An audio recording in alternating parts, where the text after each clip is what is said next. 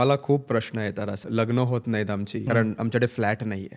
28व्या वर्षी माझ्याकडे फ्लॅट झाला तर माझे बाबा एकदम अभिमानाने सांगतील की माझ्या मुलाचा ना फ्लॅट झालाय. आता तो फ्लॅट 1 करोडचा आहे आणि त्याच्यावर माझं 80 लाखाचं लोन आहे, म्हणजे तो 80% बँकचाच आहे. पण माझ्याकडे फ्लॅट नाहीये आणि माझ्याकडे 25-30 लाखाचे म्युच्युअल फंड्स आहेत. ते 30 लाखाचे म्युच्युअल फंड्स ना आपण गर्वाने प्राऊडली सांगत नाही की माझा एवढा मोठा पोर्टफोलिओ आहे. लहानपणापासून म्हणजे आपली जडणघडण झालेली आहे, पैशाचं आपण जास्त डिस्कशन करत नाही. अज्युमिंग 25व्या वर्षी मी फ्लॅट घेणार आहे, मी एक 1 BHK फ्लॅट घेतोय. तो फ्लॅट न घेता मी जो EMI घेणार होतो त्याच्याऐवजी मी तेवढीच SIP चालू केली असती तर 5 वर्षांनी मी 2 BHK घेऊ शकतो. पण ज्याला 2 BHK घ्याल ना तर तुमच्याकडे पैसे पण राहतील, जो कॉन्फिडन्स येईल ना तो कॉन्फिडन्स जबरदस्त होईल. आता विषयाला लग्नाचा मी लिहून देतो.